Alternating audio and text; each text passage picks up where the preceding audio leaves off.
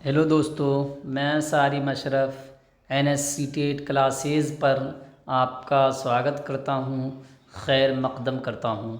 آج میں پھر آپ کے سامنے دسمبر 2019 میں ہوئے سی ٹیٹ کے اردو پیپر 1 اور لینگویج 1 کے سوالات لے کر حاضر ہوا ہوں۔ اگر آپ میرے اس چینل پر نئے ہیں تو اس کو سبسکرائب کریں، شیئر کریں، کمنٹ کریں۔ چلیے دوستو، اس سیشن کی شروعات کرتے ہیں۔ اقتباس کو پڑھنے سے پہلے ہم سوالات کو پڑھتے ہیں، پھر ہم جوابات دیتے چلیں گے۔ 91 نمبر سوال ہے، سائنس دانوں کے خیال میں چاند میں کیا نہیں ہے؟ حرارت ہے، نہ روشنی، نہ آکسیجن، نہ نباتات۔ روشنی ہے، نہ نباتات، نہ آکسیجن۔ حرارت ہے، نہ زندگی، نہ آکسیجن۔ نمی ہے، نہ جاندار، نہ روشنی۔ چلیے اقتباس کو دیکھتے ہیں، اقتباس کیا کہہ رہا ہے۔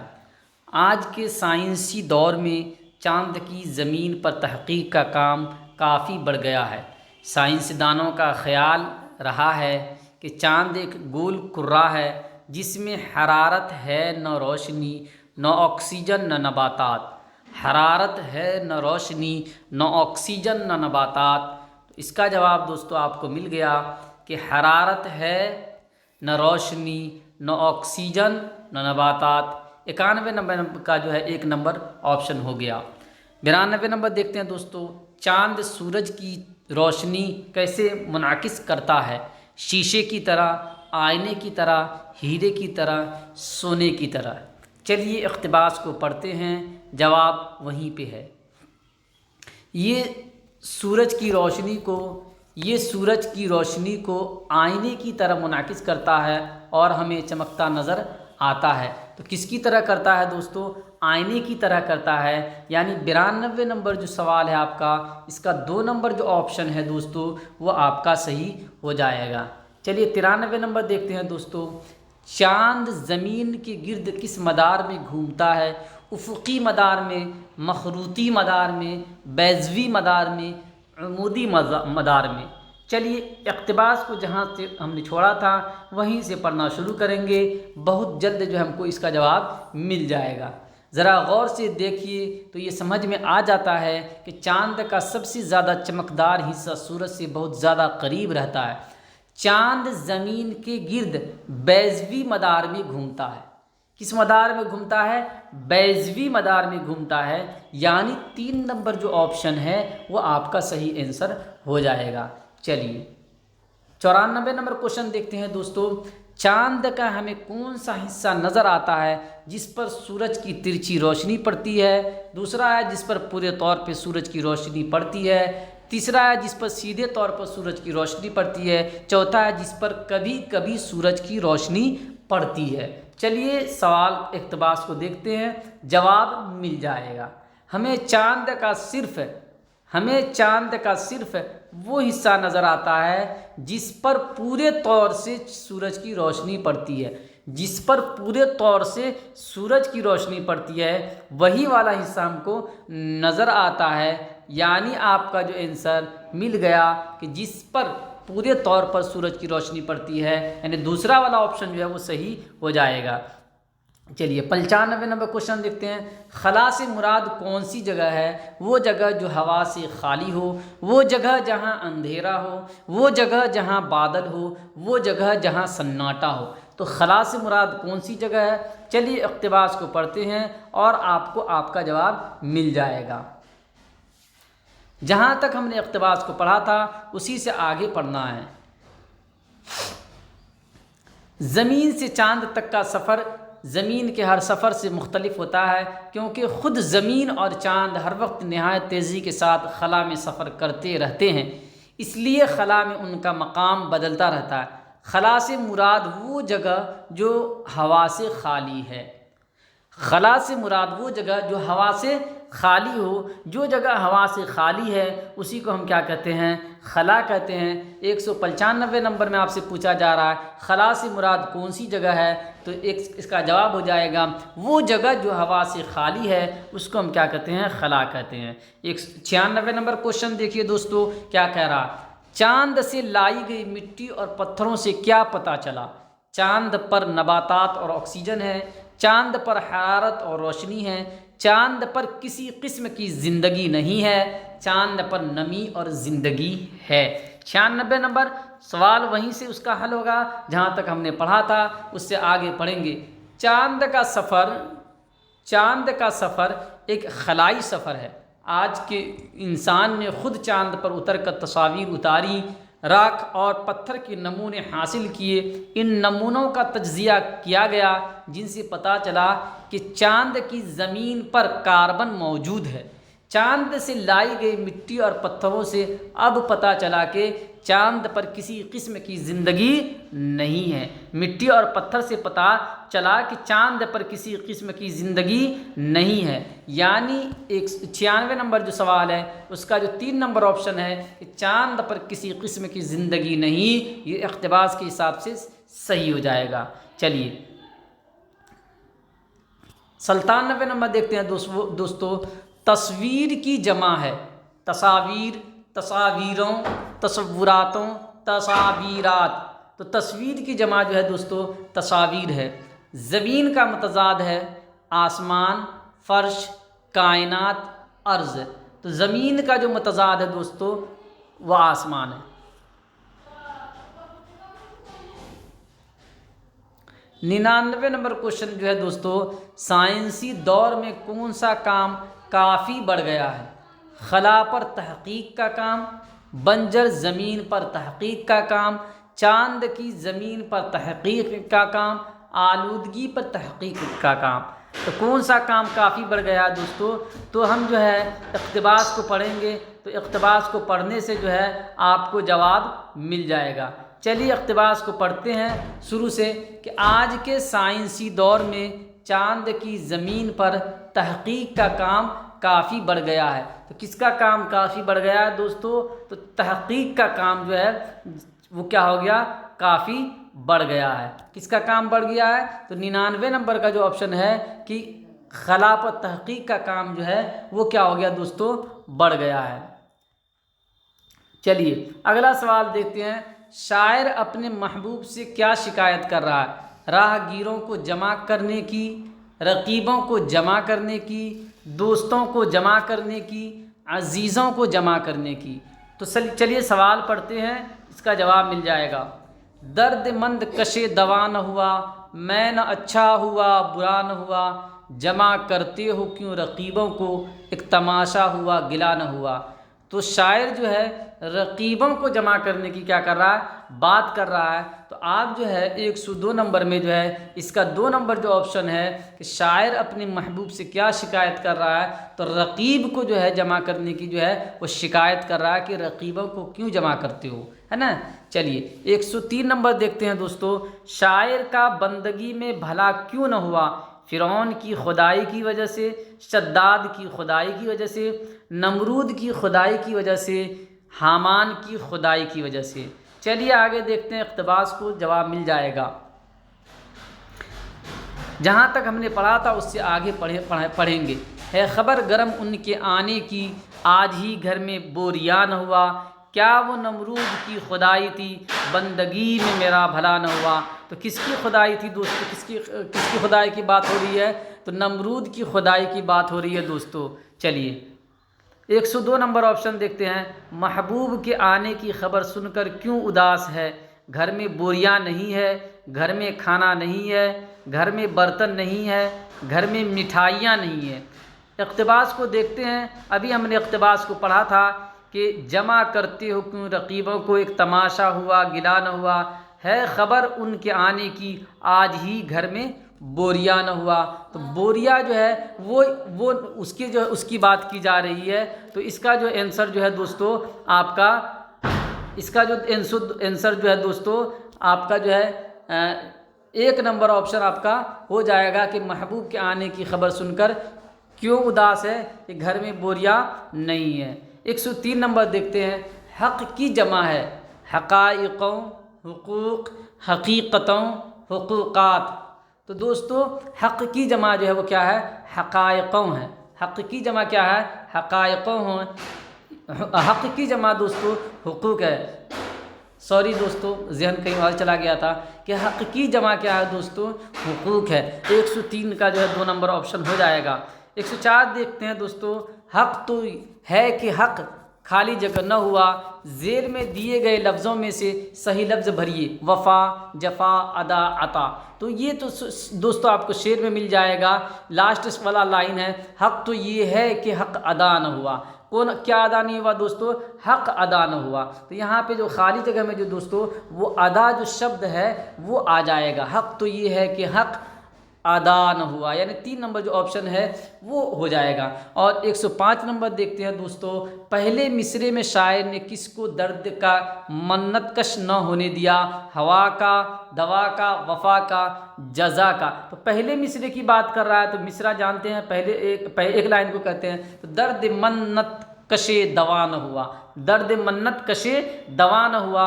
تو 105 نمبر جو ہے دوستو اس میں کیا ہو جائے گا کہ آپ کو یہاں کہہ رہا ہے کہ پہلے مصرے میں شاعر نے کس کو درد کا منت کش نہ ہونے دیا؟ تو دوا۔ 105 کا کیا ہو جائے گا دوستو؟ دوا، یعنی 2 نمبر آپشن جو ہے آپ کا ہو جائے گا۔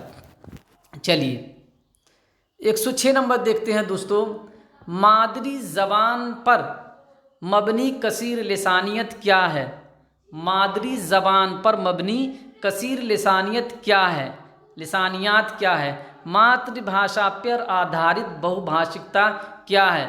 صرف مادری زبان کی آموزش، مادری زبان کے ذریعے آموزش، پہلے مادری پھر مزید زبانوں کی آموزش، چوتھا ہے بہت سی زبانوں اور غیر ملکی زبانوں کی مادری زبان کے طور پر آموزش۔ تو 106 نمبر جو ہے اب تو آپ جانتے ہیں کہ مادری زبان پر آدھارت آموزش کا مطلب ہوا کہ پہلے مادری زبان پھر اسی کو آدھار بنا کے مزید زبانوں کی آموزش۔ 107 نمبر کہہ رہا ہے، اسکول کی تعلیمی پالیسی میں زبان جانی جاتی ہے کثیر لسانی تعلیم کے طور پر، تعلیم میں زبان کے طور پر، مادری زبان پر مبنی کثیر لسانیات کے طور پر، سہ لسانی فارمولے کے طور پر۔ تو آپ جانتے ہیں کہ اسکول میں جو ہے سہ لسانی فارمولے کی بات کہی گئی ہے، تو یہ جو ہے کیا ہوتا ہے، زبان سہ لسانی فارمولے کے طور پر جانی جاتی ہے۔ 108 نمبر دوستو سوال دیکھیے کیا کہہ رہا، کل زبان کے نظریے سے مراد ہے ایک مفروضہ کے آموزگار پہلے حروف اور آواز، پھر لفظ، فقروں اور پھر جملوں کے توسط سے زبان سیکھتے ہیں۔ ایک مفروضہ کے آموزگار زبان کی آموزش زبان کی مختلف اکائیوں اور چھوٹی اکائیوں جیسے آواز اور حروف وغیرہ کو سمجھنے سے کرتے ہیں۔ ایک مفروضہ کی زبان کی آموزش سب سے چھوٹی اکائی حروف تہجی سے شروع ہوتی ہے۔ چوتھا ہے کہ ایک مفروضہ کے تمام زبانیں ایک ہی طریقے سے سیکھی جاتی ہیں، ایک ہی طریقے سے سیکھی جاتی ہیں۔ تو 8 نمبر جو سوال ہے دوستو وہ کہہ رہا ہے کہ کل زبان کے نظریے سے، جو کل زبان کا نظریہ ہے یہ کیا کہتا ہے؟ تو دوستو یہ کہتا ہے کہ یہ ایک ایسا نظریہ، ایک مفروضہ ہے، ہائپوتھیسس ہے، یہ کہتا ہے کہ آموزگار زبان کی آموزش زبان کی مختلف اکائیوں اور چھوٹی اکائیوں جیسے آواز ہے، حرف ہے، اس کو سمجھتے ہوئے کیا کرتے ہیں تو اس کا 2 نمبر آپشن ہو جائے گا 108 کا۔ 109 کہہ رہا دوستو کہ زبان کی تدریس کا کون سا رویہ یاد کرنے کو زبان کی آموزش کا ایک عنصر تسلیم کرتا ہے، یعنی کون سا رویہ ہے جو یہ مانتا ہے کہ یاد کرنا ہی زبان کی ترسیل ہے؟ کیا ہے؟ یاد کرنا ہی زبان کی ترسیل ہے۔ ساختیاتی رویہ ہے نا، اسٹرکچرل کیا ہے، ایٹیٹیوڈ، قواعد کے اجزاء کے ترجمے کے رویہ، یعنی وہ رویہ یہ کہتا ہے کہ قواعد کو ہم ٹکڑا ٹکڑا کر کے جو ہے بچوں کو ترجمہ کر کے قواعد سکھاتے ہیں۔ تیسرا ترسیلی رویہ یعنی سنچار ابھیروچی، اور چوتھا ہے کل جسمانی رد عمل، ٹوٹل فزیکل رسپانس۔ تو دوستو اس 109 نمبر جو ہے اس کا 2 نمبر آپشن ہو جائے گا، قواعد کے اجزاء کے ترجمے کا رویہ جو ہے یہ کہتا ہے کہ زبان کی تدریس جو ہے وہ جو ہے یاد کرنے کو زبان کی آموزش کا ایک عنصر تسلیم کرتی ہے، ایک فیکٹر مانتی ہے۔ 110 نمبر سوال دیکھتے ہیں دوستو کیا کہہ رہا ہے، کاویہ زبان کی استاد ہے، کاویہ نام ہے، وہ آموزگاروں سے موضوع کی مناسبت سے الفاظ ڈھونڈنے اور ایسے الفاظ بتانے کے لیے کہتی ہے جو دوسرے لفظوں کے پہلے یا بعد میں جوڑے جا سکتے ہیں، یعنی ایسے الفاظ ڈھونڈنے کی کہہ رہی ہے جس کے ذریعے سے ہم کیا کر سکتے ہیں کہ دوسرے الفاظ بنا سکتے ہیں، جس کو شروع میں یا آخر میں جوڑ کے، جس کو آپ سابقہ لاحقہ کہتے ہیں، اس طرح کے الفاظ ڈھونڈنے کی کوشش کرتے ہیں۔ تو اس حکمت عملی کو کیا کہتے ہیں؟ ترکیب لفظی، لفظوں کا حال، لفظوں کا کھیل، لفظ بنانا، لفظ بنانا۔ تو اس کو کہتے ہیں دوستو ترکیب لفظی، یعنی اس طرح سے جو ہے وہ نئے نئے لفظ بنانے کے لیے بچے کو سکھا رہی ہے۔ 111 نمبر ہے، استاد اپنے آموزگاروں کی زبان کی صلاحیت جانچنے کے لیے سوال تیار کرتا ہے، پرشن تیار کرتا ہے۔ وہ اقتباس کے ہر 5ویں لفظ کو چھوڑ دیتا ہے اور 5 بچوں سے چھوٹے ہوئے الفاظ معلوم کرنے کے لیے کہتا ہے۔ جانچ کے اس طریقہ کار کو کیا کہتے ہیں؟ اقتباس کو سمجھنے کے لیے پڑھنا، فرہنگ کی جانچ کرنا، خالی جگہوں کو پر کرنا، کلوز ٹیسٹ، اس کو چوتھا کہتے ہیں، یہ آپ پہلے سے جانتے ہیں۔ 112 نمبر دیکھیے، بولنے میں صحیح لفظ کو صحیح ترتیب اور تلفظ سے استعمال کرنا ہے۔ بدن زبان، بولنے کا طریقہ، زبان کا عمل، مستعمل زبان، تو اس کو کہتے ہیں بولنے کا طریقہ کہ صحیح زبان کو صحیح طور پہ استعمال کرنا۔ 113 نمبر ہے دوستو، کہانی کہنے کو بطور تدریاسی اعلیٰ کار استعمال کیا جاتا ہے۔ سننے کی سرگرمی میں بچوں کو شامل کرنے کے لیے، بچوں میں بولنے کی مہارت کو فروغ دینے کے لیے، زبان و ادب کی مہارتوں کو فروغ دینے کے لیے، کلاس روم میں نظم و ضبط بنائے رکھنے کے لیے۔ تو اس کا جو دوستو جو کہانی ہے، اس کو ہم کیا کہتے ہیں؟ زبان و ادب کی مہارتوں کو فروغ دینے کے لیے اس کا استعمال کرتے ہیں۔ 114 نمبر ہے دوستو، سیاق میں قواعد سے مراد ہے، سندربھ میں قواعد سکھانے سے کیا مراد ہے؟ 114 نمبر، پہلے مشق و عمل سے قواعد کی آموزش کرنا، یعنی مشق کے ذریعے، ابیاس کے ذریعے۔ دوسرا، پہلے قواعد کے اصول پھر ان کے عمل کی آموزش کرنا۔ تیسرا، سیاق میں دیکھے اور پڑھے جانے والے فطری زبان کی مثالوں سے آموزش۔ چوتھا، ایسے ساختیاتی انداز میں زبان کی آموزش جس میں آموزگار سطح کے لحاظ سے ترقی کرتا ہے۔ تو دوستو اس کا جو ہے 3 نمبر جو آپشن ہے 114 کا، وہ صحیح ہو جائے گا۔ چلیے 15 نمبر دیکھتے ہیں دوستو، درج ذیل میں سے کون مطالعے کی مہارت نہیں ہے؟ لیکچر کے دوران نوٹ لینا، پڑھنے کے دوران نوٹ لینا، تحقیق کا خاکہ تیار کرنا، کسی پروگرام کا ایجنڈا تحریر کرنا۔ تو کسی پروگرام کا ایجنڈا تحریر کرنا، یہ اس کا جواب ہو جائے گا۔ چلیے اگلا دیکھتے ہیں 116 نمبر، درسی کتابوں کے مصنفین یعنی لیکھک ہمیشہ نثری اقتباس، نظم بیانیہ کو اور اصلی تحریروں کو اپنی کتابوں میں کیوں شامل کرتے ہیں؟ ہے نا، کیوں شامل کرتے ہیں؟ وہ مستند اور فطری زبان میں ہوتی ہے، درسی کتابوں کے مصنفین انہیں پسند کرتے ہیں اسی لیے۔ تیسرا، وہ مشق تیار کرنے میں معاون ہوتی ہے۔ چوتھا، وہ مطالعے کے لیے موضوع ہوتی ہیں۔ وہ کیا ہوتی ہے؟ مطالعے کے لیے موضوع ہوتی ہیں۔ تو وہ اس لیے شامل کرتے ہیں کہ وہ کیا ہوتی ہے؟ مستند ہوتی ہے اور فطری زبان سے سمبندھت ہوتی ہے، جس میں سیکھنے میں آسانی ہوتی ہے۔ 117 نمبر دیکھتے ہیں، درج ذیل کام کو کیا کہتے ہیں؟ استاد اپنی رفتار سے متن کو پڑھ کر سناتا ہے اور آموزگار گروپ میں جلدی جلدی کچھ نکات لکھتے ہیں اور پھر بعد میں متن کی دوبارہ تشکیل کرتے ہیں۔ املا، قواعد کا املا، دوبارہ لکھنے کا کام، باہمی املا، تو اس کو کہتے ہیں دوستو قواعد کا املا۔ کیا کہتے ہیں؟ قواعد کا املا۔ 17 کا 18 کا دیکھتے ہیں دوستو، پہلی زبان کو فروغ دینے سے عموماً کیا مراد لیتے ہیں؟ پہلی زبان، آموزش، اپنے آپ سیکھنا، فروغ، وقوف۔ تو مادری زبان جو ہوتی ہے، پہلی زبان اپنے آپ سیکھی جاتی ہے۔ 119 نمبر دیکھتے ہیں دوستو، پہلی جماعت کے استاذ کی کلاس میں مختلف مادری زبان بولنے والے بچے ہیں۔ استاد ان بچوں سے مختلف مادری زبانوں میں آداب و تسلیم کے تبادلے کے لیے کہتا ہے۔ اس طرح طلباء روز مختلف زبانوں کے نئے الفاظ سے متعارف ہوتے ہیں۔ اس طرح استاذ کیا حکمت عملی اختیار کرتا ہے؟ کثیر لسانیت بطور ماخذ، بہت سی زبانیں جاننا، تنوع بطور حکمت عملی، یک لسانیت۔ تو اس کو کہتے ہیں کثیر لسانیت بطور ماخذ، اس کو کہتے ہیں۔ چلیے 120 نمبر دیکھتے ہیں دوستو، 120 نمبر کیا کہہ رہا ہے؟ درج ذیل میں سے کون آموزگاروں کو زبان سے متعارف کرانے کا مثالی طریقہ نہیں ہے۔ درج ذیل میں سے کون آموزگاروں کو زبان سے متعارف کرانے کا مثالی طریقہ نہیں ہے؟ نظم اور گانے، مستعمل لفظ اور چھوٹے جملے، حروف تہجی کے حروف کی تدریس، بولنے اور سننے میں شرکت۔